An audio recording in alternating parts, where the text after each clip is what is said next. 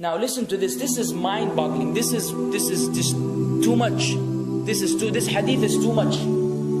As in, it's so powerful. If you were to reflect on it, you should, maybe faint. When Allah loves a slave, He calls on Jibril. Who's Jibril? You know who Jibril is? The greatest of the malaika, as far as Ahl Sunnah wal Jama'ah. The one whom when the Prophet ﷺ saw, he fainted alayhi salatu wasalam, because of his wings had covered the horizon. Jibril, the angel who's responsible for the most virtuous thing, which is conveying the revelation from Allah to the messengers of Allah. Jibril, and what do you know about Jibril? Allah said, whoever is adu, whoever is an enemy to Jibril, then Allah is the enemy to the disbelievers. Allah defended Jibril in the Quran. Jibril, the one who took the Prophet ﷺ in Al-Isra al-Mi'raj, in the ascension to the heavens. Jibril, the malak, which we don't know what to say about, because of his honor and his virtue in the sight of Allah.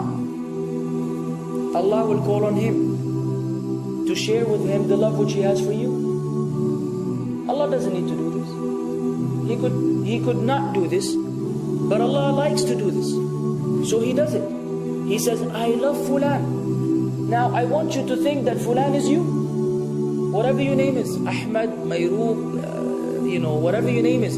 Imagine Allah above the heavens, above the throne, in His greatness and His majesty, which is beyond our human comprehension, calls out to Jibril to inform him that He loves you. And not only that, فَأَحِبَّهُ, then He commands Jibril to love you also. So Jibril now loves you. Allah and Jibril love you. But it doesn't end there. Jibril then will call upon the inhabitants of the sama. Who are they? All the malaika. How many? We can't even count. Trillions and trillions of malaika which Allah created beyond our, again, human comprehension. All of them are commanded simultaneously to love you. First Jibreel says, Allah loves Fulan, so now you have to love him. Then all of the angels in the heavens love you. Then Allah will place acceptance for you on earth. So people will love you. Not everyone. You may be saying, why do I have enemies? People who love the Sunnah will love you. The people who love Allah and His Messenger will love you. The people who are upon the correct aqidah and methodology will love you. Other people may hate you because of a problem in them, not because of a problem in you. Because you may say, well, this fasiq, this evil, disobedient person doesn't love me. Don't expect him to love you. He loves people like himself. Who will love you? Righteous people. Righteous people. They don't know why. They don't even know why. You've never even given them $1 or a riyal or a pound. You've never done anything for them. Maybe you scream at them. Maybe you do other things. It's Allah. Why? Because Allah had loved you first, then Jibreel had loved you first, then the malaika loved you afterwards, then Allah put acceptance for you on earth, so people have no choice but to love you. We ask Allah to make us among them. Now what better than that? What else do you want? What else do you want? What? If you're a person whom Allah loves, in every movement you go, you do, you pray, you sleep, whatever you do, you are among those whom Allah loves and Jibreel loves and the angel loves. What else do you want, ya akhi? You're guaranteed success in this life and in the life to come. Guaranteed. No way Allah will punish you. No way. No way Allah will punish someone whom He loves. But the hadith doesn't stop. The hadith has a very saddening continuation, which we should seek refuge with Allah from. وَإِذَا أَبْغَضَ عَبْدًا, and if Allah hates a slave, He also calls on Jibreel. And He informs Jibreel that He hates this person. So He will command Jibreel to hate this person. Then Jibreel will tell the angels to hate this person. Then Allah will put hatred for him on earth. La ilaha illallah. Imagine you walking upon the planet, the face of the earth which Allah created, while Allah hates you, and the angels hate you, and Jibreel hates you, and the righteous people hate you. What a sad state for a human being. And ikhwan, we could be one of those as well. If you are prideful, arrogant, you are qualified for this hatred, because Allah does not love kulla mutakabbirin jabbar. Allah does not love the arrogant, the prideful. If you go against the sunnah, then Allah does not love those who go against the sunnah. If you don't observe taqwa, and you don't observe ihsan, and you don't observe tawbah and tatahur, then again we are disqualified. If you, many things which we can mention, many things which will bring about Allah's hatred and deprive us of Allah's love. It's a very sensitive situation, meaning right now, you have to be one of these two. Either Allah loves you or He doesn't. But there's always good news even for those people whom we can be amongst. It's not too late because you're alive. It's not too late because it's Ramadan. It's not too late because you're breathing. Even if you led a life of someone who had attained Allah's hatred, if you were to return to Allah, then Allah will love you and be happier.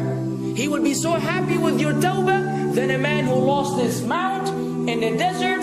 Upon it was his food and his drink, and then he waited under a tree for death.